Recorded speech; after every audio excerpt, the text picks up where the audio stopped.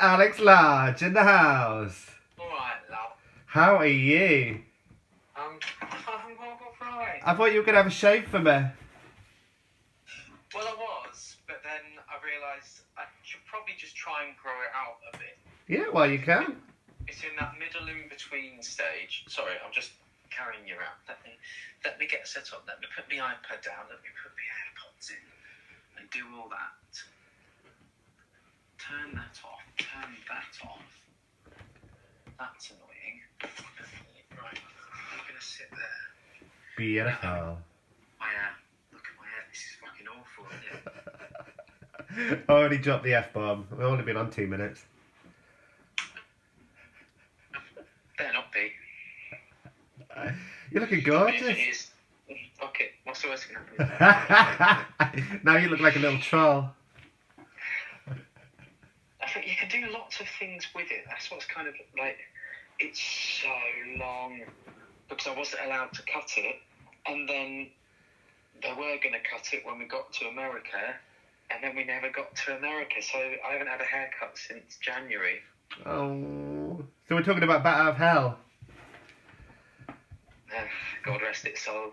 Bless. Yes, so tell me. So you got cast in it, you started rehearsals. How far into rehearsals were you? We did the 2 weeks before we were meant to fly out to the States, and we were doing like an evening session, so we were meant to be going through till 9, and at 6 o'clock that night we broke for dinner, and we got a notification through on someone's Twitter that the governor of New Jersey had closed down all public performance spaces, and that we couldn't go. So then we just knew, okay, that's our first venue. Yeah. So our first venue is, neither postponed or, and then the next day, the Saturday, they closed all the airspace from the UK to America. So it was like, well, we're not going there then. It was weird, 'cause on the Saturday we did like kind of like a stagger through of what we'd done so far. Yeah. But it was so weird going in knowing that you weren't doing the show. Yeah. If you were turning up to rehearsal to go and do a run of something that you never know now when you're going to do. And we all kind of turned up on that day and felt, we all kind of stood there and was like, should we even bother? Do we even want to do this? We're like, no, come on, let's do it for us. We're doing it for us today, not for any producers, not for any, for anything other than just for us. We've been working on TikTok for the last 2 weeks. Let's just do it and see what we've got. And it was one of the most joyous days in a rehearsal room I think I've ever experienced. It was crazy. But then we all kind of finished, did the run and finished. It was like, right, well, we'll see you when I see you then.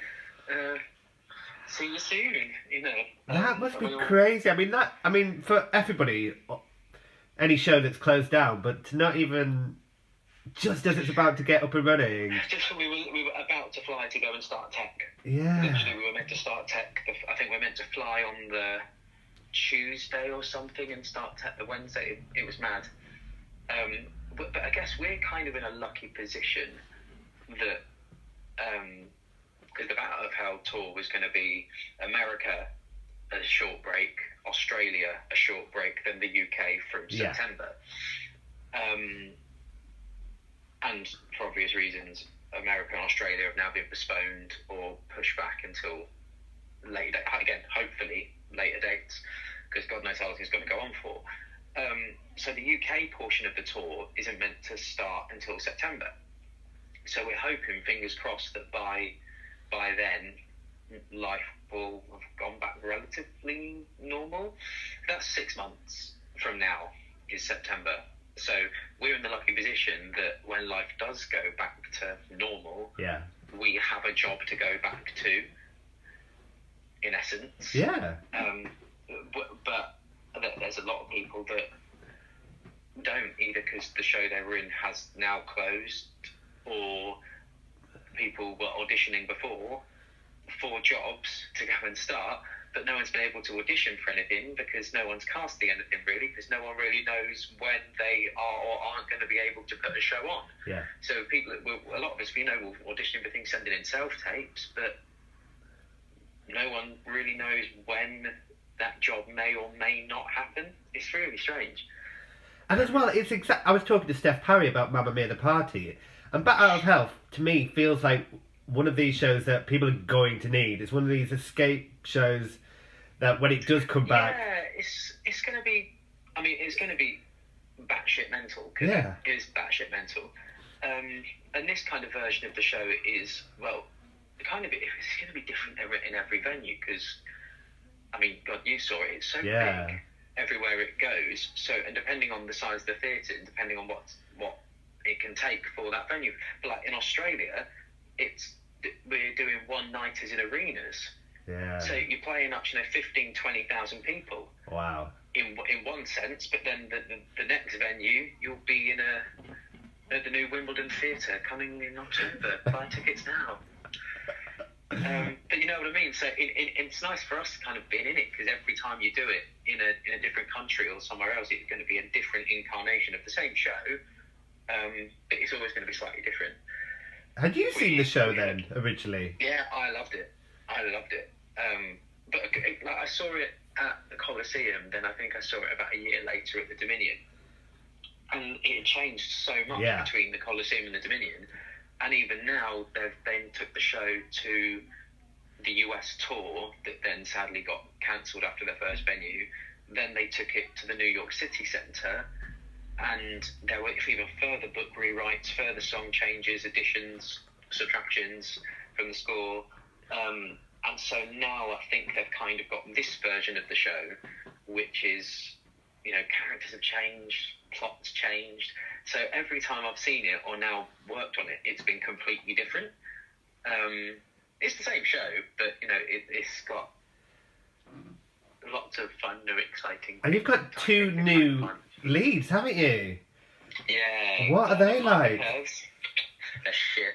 No, nasty. They're nasty people. They're really ugly. They're really untalented. Glenn has great hair though, doesn't he? But both of them are two of the nicest people you will ever meet on the planet. Glenn Adamson is one of the funniest fuckers I've ever met in my life. And the voices on them, literally, like, there were moments in rehearsals, I think I was stood with Jack and Pope at one time, we just stood there and went, fuck. When they just sing together, you just go, fuck that. Whatever it is, that's it. And Martha's so young. She's 21, 22 and at the GSA last year, and she is a fucking star. Like, it's amazing. But I say that the entire cast is kind of like that. It's a very lucky room, because you're as in a room we're lucky to be in, because you look around and everyone's so fucking good. Yeah. As dancers, as singers, the voices on this job are like nothing I've ever heard. And then because of the cast size, obviously all tours they scale down the company size a bit. So every single person in the company, bar I think the 4 leads, either has 1 or 2 covers as well. There are even like some principals that cover other principals as well. So like everyone has got to be that good, and the voices are insane. It's insane. Well, I mean, must we all still have voices before the vocal hemorrhages hit? But it's great, and Glenn and Martha really are something special. And again, completely different to Andrew and Christina, who did it before. And the team were amazing. Benita, the American associate, and Xena, the associate choreographer, are about letting people find their version of it, rather than being like, okay, this is what they did, do this. No, it's very much that kind of play, find your version of the show. Because again, I'm playing a part called Ledoux, or Ledon't, and that was Gio Spano originally. Now, me and Giovanni are very, very different people. Just a little bit. Very, very different in looks, very different in type. Oh, you've got the same bodies though, right? Well, not right now. This is the quarantine diet. I'm literally, I tell you, if you go to Tesco's at the moment, everyone, I'm not being paid for this. One at a time. You can get a triple pack of Jaffa cakes, Oh. £1.25. Bargain. I've only got one left. I bought these last night. Is that how you're surviving then? Is that how you're surviving this whole experience? Just eating Jaffa cakes? Jaffa cakes, beer. Nice. Well, to be fair, you know, I've got 6 months until I next need to take my clothes off, so I'll enjoy it whilst I can. Oh, what else have I got? I've done a big clear out of stuff as well. So where are you? You're at your mum and dad's? I'm at my mum's place up in Lincolnshire because I got stung really because I was coming up here to leave my car up here whilst we were going away to America and Australia. Yeah. So I was driving it up for my mum to have it. Drove it up on the Sunday. Lockdown happened on the Monday. So I'm now stuck up here and can't leave until next year. God knows, until next year. So yeah, I've been clearing stuff out. I'm a 6'2" man in a single bed in my mum's spare room. I have a small television. I have Jaffa cakes, and that's kind of it. Oh, I've got some cuddly toys up there. Oh. But I've been my first 4 days. I was really good and motivated. I was clearing shit out. I was cleaning. I went out and cleaned all the cars. Like, yeah, it was great. Then I didn't leave the house for about 4 days because I was just bored. I did all the things that I've been like, oh, I've been meaning to do that for ages. I did all of it in 4 days, and so now I'm like, right, what do I do now? So I sit and chat to Phil Dehaney, and that kills half an hour. Exactly. You can call me every day you want. I'm always here for you. Well, you have your sparkly gold backdrop. Everywhere I go. It just follows me. I can literally imagine you now walking around like this at press nights with a fucking. I'm planning it. No, I'll have people holding it behind me. I'll have an entourage. Lucky number 1, lucky number 2. Let's go. Exactly. I'm actually going to have more Jaffa cakes. Wow. You really want to. Full moon. They might send you a batch after this. So let's go back. I've not really chatted to you since Tick Tick Boom. Tick Tick Boom. How was the rest of that run? That was incredible. I love that show anyway. And they're making a film. Are you excited? No, yeah. I mean, God knows why, but you know, they seem to be making a film of every musical at the moment. Mr. Andrew Garfield playing your role. He's rather good, isn't he? Well, I mean, he won't be a patch on you, but he can try. Oh, stop it, tell me again. No, it was fun. I actually was thinking about that the other day. Oh, that's why, because I was starting to look at my tax return for next year, and I was writing down, I did that job on those dates, and I earned, no money. It's a labour of love, though. But it was only a small theatre. How many people did it hold? 50. 50, yeah. It was great. It was the hardest thing I think I've ever done. But it was great. I loved it. But that's incredibly intimate. Like we've talked before about. You can't hide. You go from the Book of Mormon where there's never a single seat, an empty seat, to that tiny venue where you're there. You're there, and there's 2 lesbians and a German Shepherd, and that's all that's watching it on a Tuesday night. Suddenly scaling down what you're doing, realising you don't have to fill a massive space, and you go, I can just sit and play the piano and look at you right in front of me. That was weird. I think that weeded out a lot of audience people for the first 15 minutes because they suddenly realised that, no, I'm looking at you, I'm going to talk to you directly in the eye. We're not going to do that middle distance acting where you look just above the audience head so they feel like they're watching the television. It was very, well, again, you saw it, it was like, I'm talking directly to you right now in this moment, which I think I wouldn't like if I was an audience member. If I was watching something in that smaller space, that's very intimidating. But then once you get over that first 15 minutes, of the audience kind of getting used to that, you really felt it was not a unique experience, but just something that you don't normally get. as an actor to do it, as an audience to watch it, it was just different. Yeah. Different. And fun. Did you enjoy it? Watching people literally squirm like this when you look at them was great. Did you enjoy it? I loved it. It was hard. It was really fucking hard. I think it was a vocal marathon. It was an emotional marathon, and you spend most of the time for an hour and 45 minutes being on edge all the time, and there's very few moments of release within it. And that in itself just fucking tiring, and I'm quite lazy. But yeah, no, it was great. I really did love it. I miss actually. I was talking to James and Georgie the other day because we love a meme. And James Hume, who is a qualified football referee. I don't know if you saw my status the other day. I put out a thing saying, "Tell me something about yourself that is 100% true, but sounds completely made up." No way. I once had a conversation with Her Royal Highness Camilla Parker Bowles whilst I was dressed as a horse. Yeah. That was fun. And James's he's a fully qualified football referee. Is that a thing? I didn't realise you had to be qualified. Yeah. I mean, I've never played football. Some of them are genius. Have a read on my wow. paper. Some of them are like genius. What was Georgie's? Has she replied yet? No, she hasn't. I don't think she likes me anymore. Oh, have you not been watching her YouTube channel? Well, always just to try and give her some views so, she can get a bit of cash from it. Just to click like. I just have all my mates' channels like on loop in the background just to try and give them some views. I don't watch them. I don't listen. When are you going to start a YouTube channel? Alex's Lodge. But listen to me. What would I talk about? Jaffa Cakes. Jaffa Cakes. A book that I found whilst clearing out. I think this was a gift from Rob Mcwhir. The Little Penis Finger Puppet Parody Book. Wow. And Yeah. That's very Rob.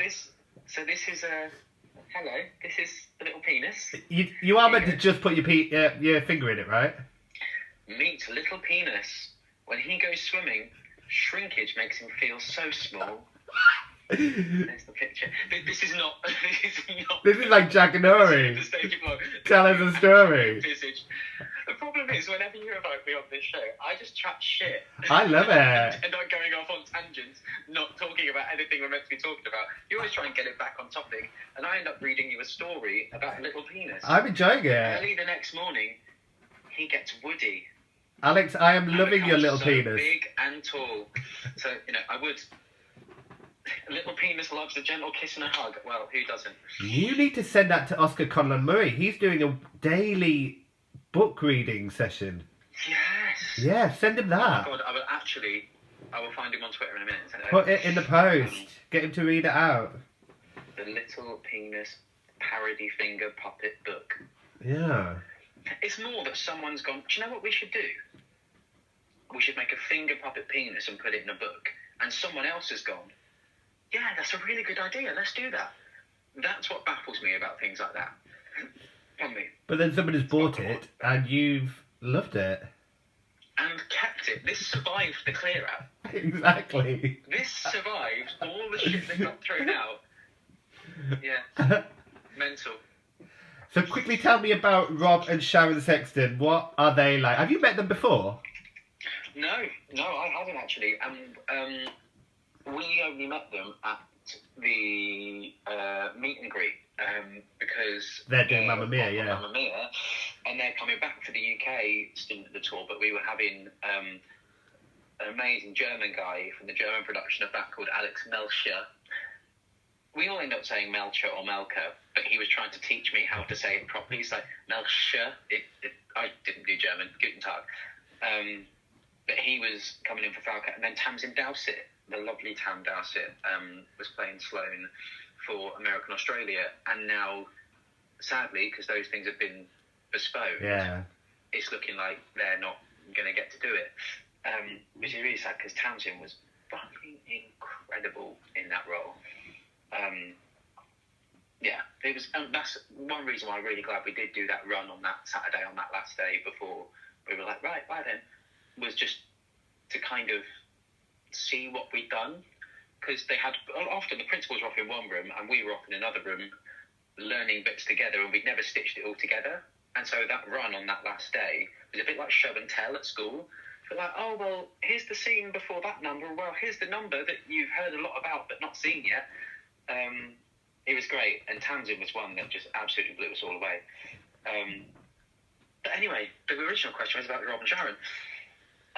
So yeah, we met them on the first date. I mean, they're just vocal Olympians, aren't they? Yeah. And I just can't wait to sit and listen to what part of my body hurts the most every day.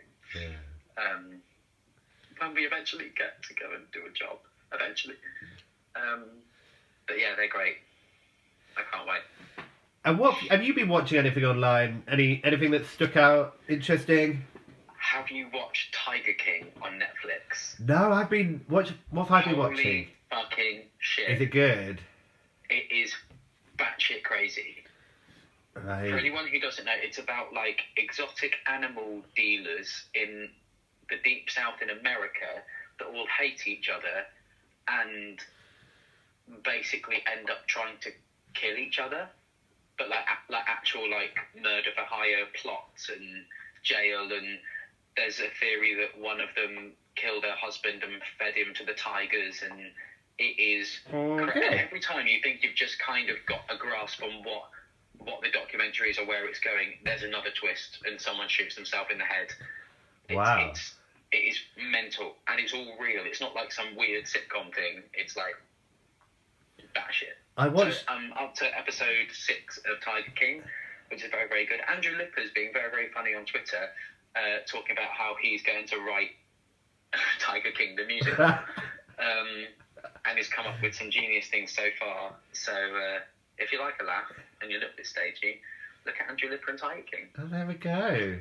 No, I've not watched it yet. I've been watching Love is Blind. That's a weird one. I've not seen any of it. It's mad. They're legit crazy. I think it would make me angry, so that's why I don't want to watch it. Yeah. But I probably will. I will finish this today, Tigerking today. Apparently The Stranger's really good. I need to get that. Yeah. Good. I'm trying to think, there's another one everyone's doing. I mean, we all have Disney Plus, right? Yes. High School Musical, the series. Can we talk about that? Is that taking you back to you and Lucy? Okay, no. Oh, I found pictures the other day when I was having a clear out. They got quickly binned. But some of the songs are bangers. Yeah. Like, Think I Kinda You Know. What a brilliant song. Problem is, the girl that plays Neely sounds like she has a cold all the time. She's got one of those voices when she sings and speaks that sounds like she has a cold. And it's really grating on me. But it's trash, but it's fantastic.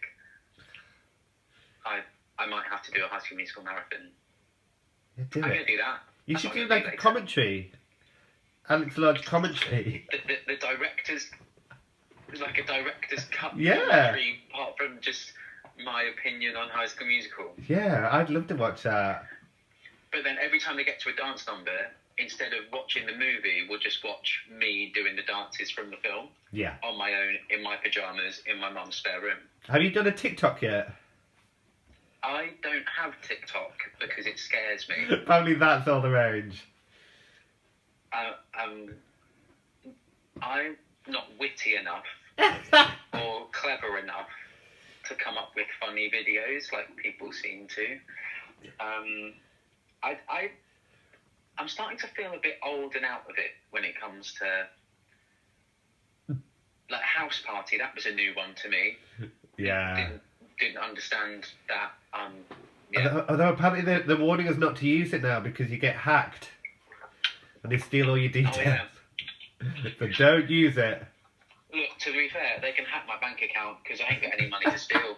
So, all right. Exactly. It might actually be helping me out if I can make a claim saying there's been fraud against my account. But there's nothing in there to steal. So, have at it, friends. But you got to laugh because otherwise we will cry and we will all go insane. And even like things like Sam Holmes' quiz on a Sunday night. We had a pub night last night. Some of the Bat Boys, we just got on Batty Boys. We all got on on Zoom and did like a we can't go to the pub, so we'll bring the pub to us kind of thing. Yeah. And it's actually quite nice in that respect to be able to do. At least we have the technology to do that kind of thing. But I think it makes you realise how much you live life at 100 miles an hour. Yeah. And all of a sudden, life is so slow that you can't do anything. You can't, like, you get looked at badly if you go for a walk more than once a day. Yeah. Even if I'm just going for a walk up around the village and back again, that's it. You can't do anything. Yeah. There's nowhere to go. There's nothing to do. So, okay. And there's nothing you can do about it either. It's not like, this is what I think people are struggling with in shows. It's normally you can go, oh, fucking producers, they've fucked us, or they've done us out or something. Here, there's no one to blame. There's no one to direct your anger and resentment towards, because it's no one's fault, apart from the Chinese meat market where someone ate a bat. And apparently they've reopened it as well. I cannot wait for that first show back of Mormon where someone has to say the line, the Chinese are the real problem. I think that is going to destroy the audience and everyone. If I was on stage in that moment, I would be pissing myself. That first couple of shows back, the Chinese are the real problem. It's genius. I mean, I don't reckon shows anything will be open theatre-wise again before July. Absolutely not. Yeah. And I think July is optimistic as well. I'd say September, easily. I mean, I hope so for September, because then that means we could rehearse in August and actually do the tour in September. Yeah. But it's a really weird one, because our kind of local theatre up here is the Lincoln Drill Hall in Lincoln, and that's been struggling for funding for ages. And it's looked like they're going to close several times due to Arts Council funding being cut, things not coming through the door, people not having the money to be able to afford to go to the theatre and things like that. And it's looked like they're probably going to close down a fair few times. How they'll recover from this, I have no idea. Like, that Salt put out some kind of statistic. I don't know if it was Salt or some theatre producing body. Put out a statistic of, so 100% of theatres have closed, and they reckon between 17 to 18% will never reopen again. Yeah. It's worrying, but accurate. And you go, the ATG will be fine, the big West End ones will be fine, they'll always be full. It's the regional ones. Yeah. And even but your big regionals, like your Leicester Curve and your Manchester Exchange and all that, they'll be fine. It's your small local art centres that will just die. And make it even more of a monopoly for those big theatres like your ATGs and your HQ, which they want to run a monopoly anyway, but those small independent council-run local arts centres, I don't see how any of them are going to recover. Yeah. Like, they struggle to keep the doors open throughout the year anyway. Then you take away half a year's income of footfall through the door and ticket sales, they can't pay the staff. Yeah. It's really sad. But again, it's nothing anyone can do about it. It's just like, okay, we literally can just sit in our houses and wait. That's hard. Yeah. But it'll be alright. What's the worst that can happen? Well, it's like you said, generations before us going to war and sitting in trenches, and we've been asked to sit on our sofas. It's really. It is sad, and it's hard to get your head around, and I think it's because we don't know it was the same in the war. You don't know when it's going to end. We don't know the end point. We don't know how long we've got to do this for, and every time they try and put a time limit on it, they just have to kick the can further down the road. Yeah. Because they don't know. And I do find it funny when people will still politicise this and talk about the Tories this, the Tories that. I was like, anyone that was in government right now would also be going, we don't know. We're doing everything we can to make ventilators. We're doing everything we can to enforce people staying safe.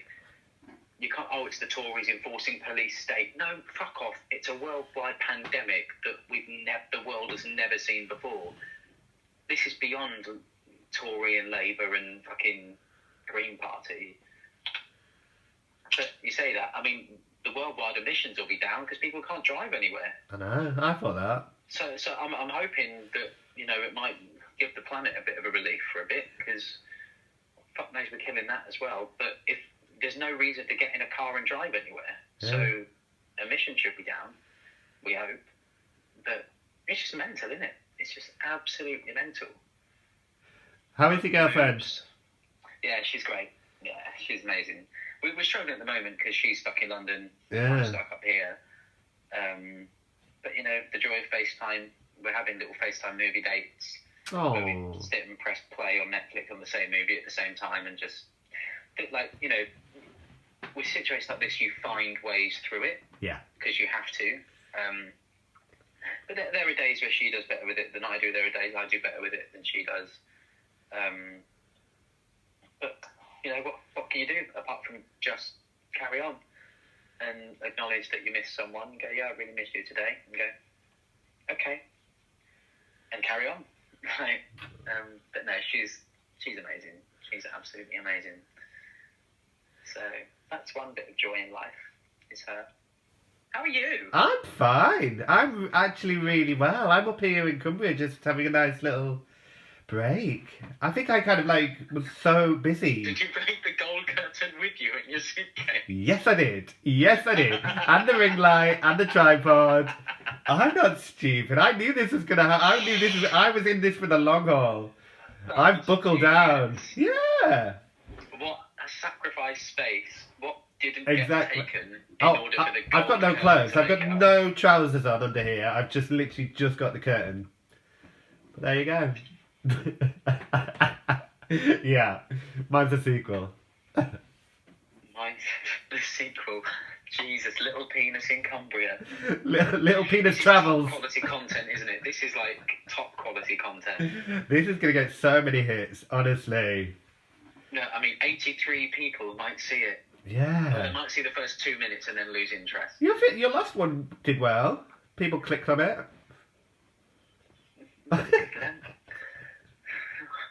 Makes a difference on my life. Lies. Do you not get people inboxing you, telling you how amazing you are afterwards? No. Well, if you're watching this and enjoying Alex Lodge, please, please send him a message telling him how much. A little pity. Oh, Blair. Oh. Right in the comments. Yes. Anyway, right. Maybe if anyone wants to like suggest hairstyles, I could go. Well, that's the next thing as well. Everybody's shaving their head at the moment. I feel like I led that trend last year. I would, but I don't have any clippers. Oh. And genuinely, I got so bored earlier. I shaved my chest. I have quite a hairy chest, and I shaved my chest because I got bored. That's how exciting life just outside Grimsby is. Wow. I've been playing a lot of PlayStation as well.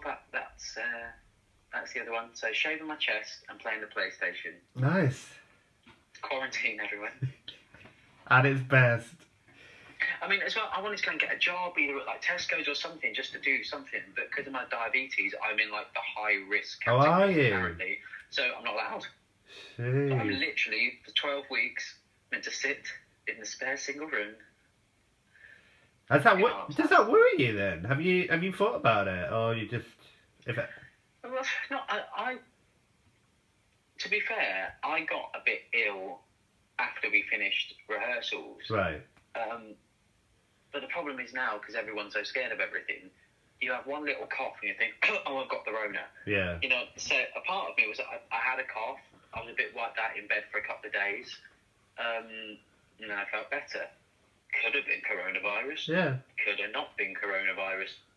I don't fucking know. So I could have already had it. But if I haven't, if I get it, I get it. Yeah. Like, I'd rather build up the antibodies, really, you know, to be able to fight it off. But I just think anyone with a pre-existing medical condition is on the at-risk category. There goes the dog. near her shouting at people. Um, Ethel! your dog's called Ethel? My mum's dog is called Ethel. Wow. She is a little... Let me see if she can... She probably won't, because she hates me. No, she doesn't hate me. Oh, no. She's gone. Oh, she does hate you. Yeah. No. Oh, well. Not that bitch. But as I moved the bed, another Jaffa cake fell out, so... Oh, that's your last packet. How often do you go shopping? Once a week? Once every couple of days. No. Just for the I know essentials? what I need. And Jaffa cakes are essential. Absolutely. I think this lockdown made you realise, like, how much in your life is non-essential. Yeah, most of it. Like, basically, all of my life is classed as non-essential. Yeah, Thom Inge said that today on his Twitter. Right. So you're not the only one feeling it. Yeah. But here we are. I mean, it could be far worse. Exactly. You know, our grandparents were called upon to go to war. We've been called upon to sit on our sofas and watch Netflix and have a wank. So it really ain't all that bad. Exactly. And on that note... But when you're in your mum's house, you can't have a wank. Have you not got a lock on your door? No. I'm sure she's seen it all before. But it's my mum's house. You have to have one in the shower. Don't watch this, Mum. You haven't you? I might literally have to, like, close it up. No, I haven't. We are, ladies and gentlemen of the internet, we are nearly 2.5 weeks. Lies. You are fibbing. I wish I was. No wonder you were keeping that book. God, people are excited for their house parties when all this is finished. You're just excited for like. Hang on, I've got another book to show you on the penis-related front. So this is the penis pokey. Nice. Why is it that people seem to buy me gifts of books related to peni? Because you're renowned for getting yours out. So it's where you put it through the hole and it gives you. My favourite one, that there is a photo of this floating around somewhere, is a monkey with a banana. Nice. So what else have we got? We've got the Loch Ness Monster. Love it. And Fireman's Hose. Genius. Like I said, top quality content. This also survived the clear out. Oh, there we go. And lots of things did not. It was a mass exodus of stuff, Marie Kondo style. Nothing that brought me joy didn't get kept. I've also, fuck me, why am I showing you on my thing? Never been used, but like a Willy water gun. Why would you have that? I don't remember how this came to be in my possession. Wow. I'm sure it was a gift because it's not something I bought for myself. Careful where you squirt that. I might use it on the dog every time she goes. Genius. Well, I look forward to your picture a day on your Instagram now. Yeah. It's been a pleasure. Always. Look after yourself. Oh, you too, my love. Stay safe, stay well. Good at the NHS. Exactly. I look forward to the day you can wank. So do I. So do I. Bye. Bye.